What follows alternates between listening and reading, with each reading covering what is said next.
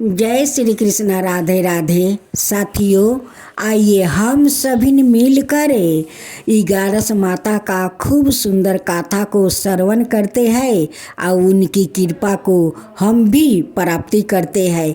जैसे उस बुढ़िया माई ने 11 माता को अपनी बेटी बनाई थी। एक गांव में एक ब्राह्मणी बुढ़िया माई रहती थी। बुढ़िया माई को अपना कोई नहीं था, वो अकेली थी। बुढ़िया माई वो माला बनाती है और मंदिर मंदिर माला देती है। उन्हें पुजेरी लोग 2-4 रुपया दे देते हैं, उसी से बुढ़िया माई को गुजारा हो जाता है। अब बुढ़िया माई का नियम था, हर दिन 11 माता का मंदिर में जाती थी और 11 माता को वो भोग लगाती थी और उन्हें रोज एक माला पहनाती थी। उनसे कुछ घड़ी बैठकर वो ब्राह्मणी माई बात करती थी और उन्हें अपना बेटी मानती थी। बुढ़िया माई एक दिन मंदिर नहीं जाती है तो 11 माता के लिए वो बहुत बेचैन हो जाती है। उनकी आदत हो गई थी हर रोज मंदिर जाना, उन्हें भोग लगाना, उन्हें एक माला पहनाना। ये सब पुजेरी को अच्छा नहीं लगता था। जैसे जैसे दिन बीतता जा रहा था वैसे वैसे ब्राह्मणी माई भी तो वो बूढ़ी होती जा रही थी। जब ब्राह्मणी माई मंदिर के दरवाजे पर जाती है तो बाहर से कहती है, 11 अभी तक सो रही है। वो अंदर से आवाज देती है कि नहीं माँ, मैं जाग रही हूँ। उस मंदिर का पुजेरी एक दिन सोचा कि क्यों ना हम सुबह सुबह आकर 11 का पूजा कर लेता और मंदिर बंद करके चले जाते। तब देखती हूँ कि इस बुढ़िया माई कैसे 11 का भोग लगाती है और माला पहनाती है और घंटों भर बैठकर उस मूर्ति से वो बात भी करती है। पुजेरी दूसरा दिन आकर सुबह सुबह पूजा कर लेते हैं और करने के बाद दरवाजा बंद करके वो घर जाने लगते हैं।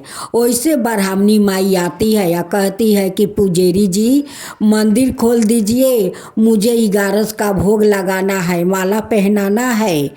वो पुजेरी जी कहते हैं कि यारे बुढ़िया माई, मैं 11 का भोग भी लगा दिया और उन्हें पूजा भी कर लिया, मैं घर जा रहा हूँ, आज तुम अपना घर जाओ, आज तुम्हें भोग नहीं लगाना होगा।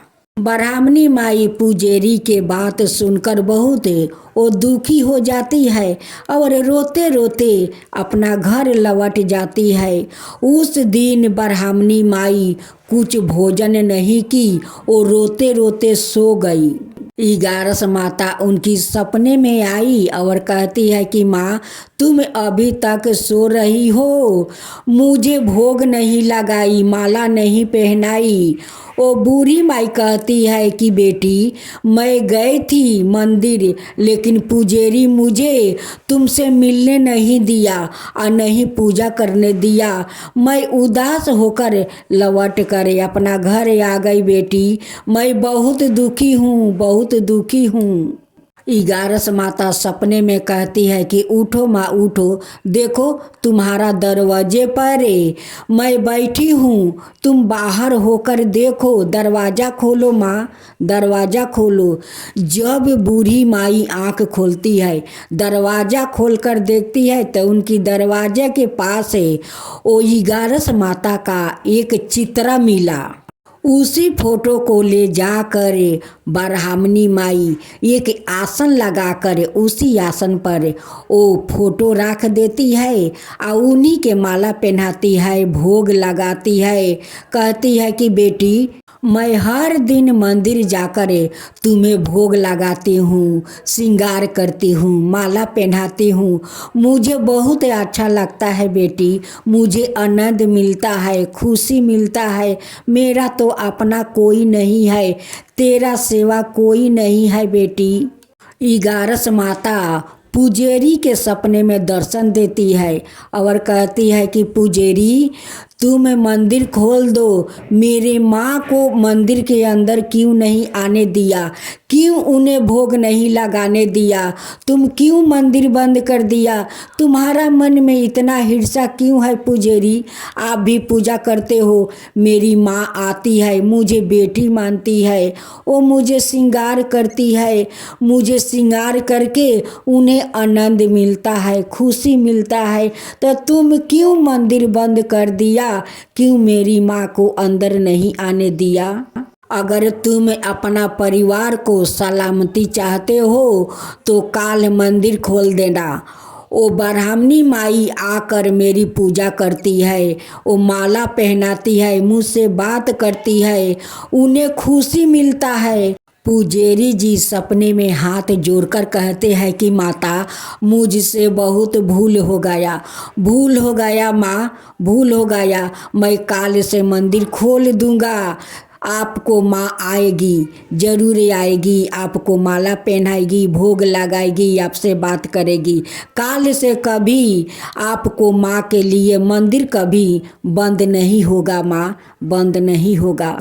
पुजेरी जी सुबह उठते ही उस ब्राह्मणी माई को घर पहुंच जाते हैं, उनसे हाथ जोड़कर वो माफ़ी मांगते हैं, कहते हैं कि हे ब्राह्मणी माई मुझे क्षमा करो, क्षमा करो, मैं नहीं जानता था कि आपका इतना प्रेम 11 माता से है, 11 माता आपसे प्रेम करती है, वो आपका माँ मानती है। मुझसे बहुत बड़ा भूल हो गया है कि आपके लिए मैं मंदिर बंद कर दिया, मेरे मन में थोड़ा ईर्ष्या समा गया था, उसलिए मैं मंदिर बंद कर दिया था, अब कभी नहीं करेंगे, कभी नहीं करेंगे, आपके लिए हमेशा मंदिर खुला रहेगा। ब्राह्मणी माई बहुत खुश हो जाती है। वो सुबह वो माला भोग लेकर 11 माता का मंदिर में चहुप जाती है, वो माँ का भोग लगाती है, माला पहनाती है, घंटा भर बैठकर बात करती है, तब घर आती है। रात को सोते समय वो बहुत चिंता करती है कि अगर हमारा मृत्यु हो गया तो हमें कौन देखने आएगा, हमें कौन ले जाएगा, कौन सत्कार करेगा, मेरा तो कोई नहीं है। यही सब सोचते सोचते वो ब्राह्मणी माई सो जाती है। रात को सपने में फिर 11 माता उन्हें दर्शन देती है, कहती है कि माँ तुम चिंता करती हो कि मरने के बाद मुझे कौन आएगा देखने, कौन मेरा सत्कार करेगा, जब तुम्हारा मृत्यु होगा तब तुम विष्णु लोक वैकुंठ जाओगी, तुम्हें लेने के लिए सवाई धर्मराज जी आएंगे, अपना रथ पर बैठा कर विष्णु वैकुंठ ले जाएंगे, तुम्हें कोई दूत लेने नहीं आएगा, सवाई धर्मराज जी आएंगे, रथ पर ले जाएंगे। कुछ दिन के बाद बुढ़िया माई का चलना फिरना बंद हो गया, और बिछौना पर पड़ गई। एक दिन यमराज रथ सजा कर आए और बुढ़िया माई को उस रथ पर बैठा कर विष्णु वैकुंठ ले गए। हे 11 माता, जैसे आप बुढ़िया माई पर कृपा की वैसा ही सब पर करना है 11 माता, सब पर करना, अपना कृपा हमेशा सभी पर बनाए रखना है 11 माता। कहते हैं कि सटतीला एकादशी की कथा सुनने से वो सारे जो पाप किए होते हैं वो सब नष्ट हो जाता है, विष्णु भगवान का अपार कृपा होता है। एक समय दलभय ऋषि ने पुलसित ऋषि से पूछा, हे महाराज, पृथ्वी लोक के मनुष्य ब्रह्म हत्यादि महान पाप करते हैं, पराये धन की चोरी और दूसरों की धन को देखकर हिंसा करते हैं, साथ ही अनेक प्रकार की व्यसनों में फंसे रहते हैं, फिर भी उनको नरक प्राप्ति नहीं होता, इसका क्या कारण है? वो ना जाने कौन सा दान पुण्य करते हैं जिससे उनके पाप नष्ट हो जाते हैं। यह सब कृपा पूर्वक आप कहिए। पुलसित मुनि कहने लगे, हे महाभागो, आपने मुझसे अत्यंत गंभीर प्रश्न पूछा है। इस संसार के जीवों का अत्यंत ओ भाला होगा। इस भेद को ब्रह्मा विष्णु शिव और इंद्र आदि भी नहीं जानते, परंतु मैं आपको यह गुप्त तत्वे अवश्य बताऊंगा।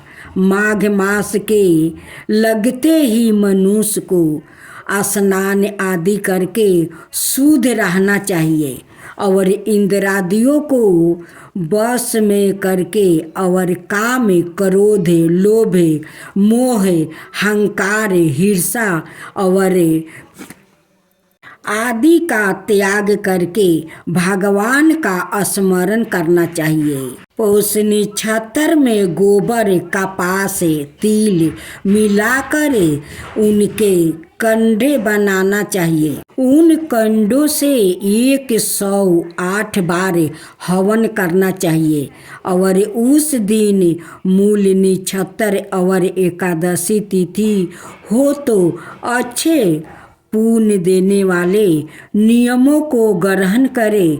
स्नान आदि नृत्य क्रिया से निमित्त होकर सब देवताओं के देव श्री भगवान का पूजन करे और एकादशी का व्रत धारण करके रात्रि में जागरण करना चाहिए। उसके दूसरे दिन धूप दीप नैवेद्य आदि से भगवान का पूजन करके वो खिचड़ी का भोग लगाए। तत्पश्चात पेठा, नारियल, शीतल फल या सुपारी सहित अर्घ देकर स्तुति करनी चाहिए। भगवान आप दीनों को शरण देने वाले हैं। इस संसार सागर में फंसे हुए का उद्धार करने वाले हैं। हे पुंडरीक कच्छ, हे विश्वा भगवान, हे सुब्रह्मण्य, हे पूर्वजों, हे जगत तपते, आप लक्ष्मी सहित इस छूते अर्घ को ग्रहण करो।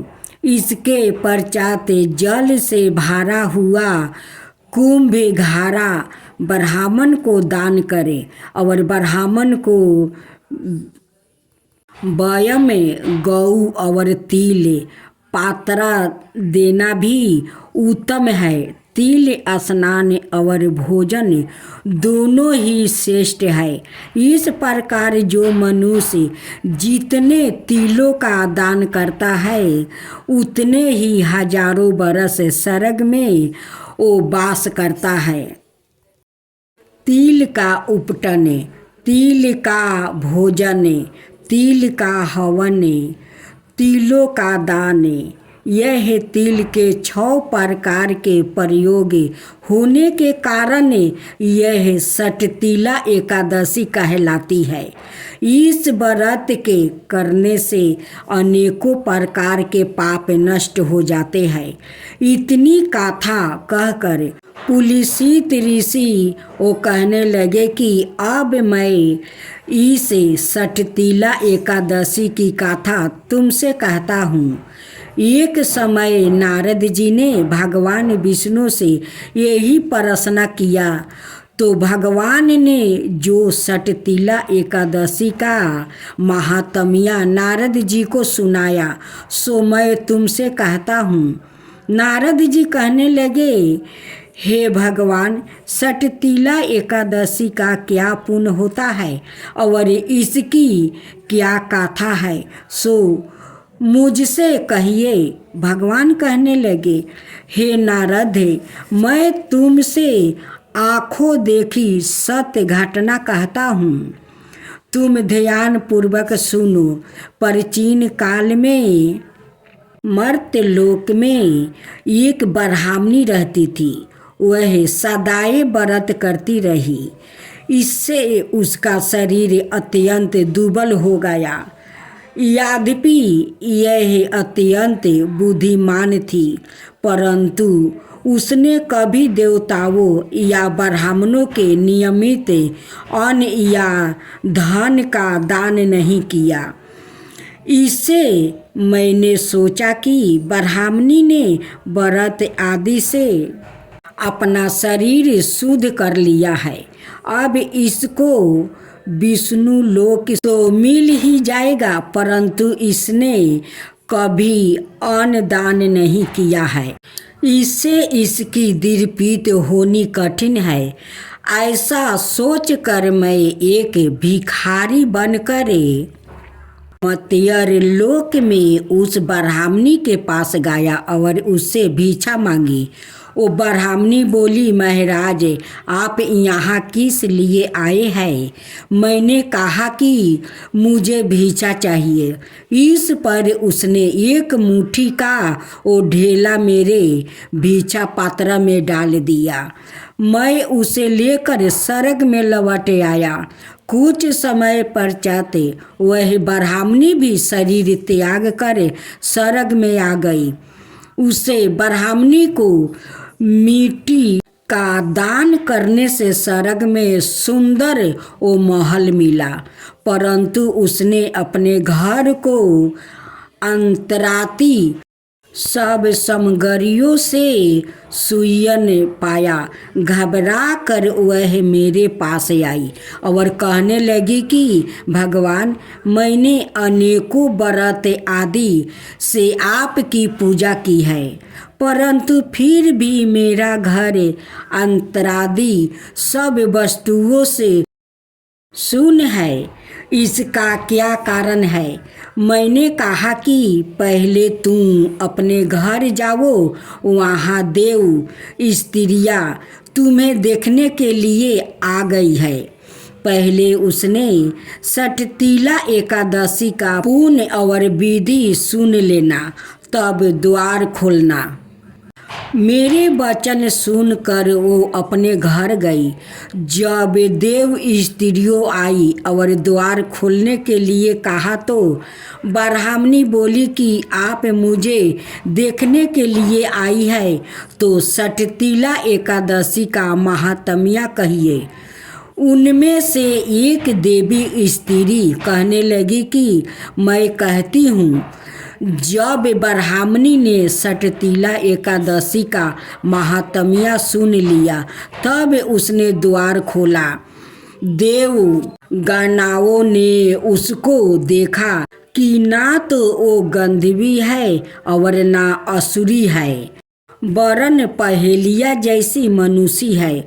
उस ब्राह्मणी ने भी उनके कथा अनुसार षटतिला एकादशी का व्रत किया।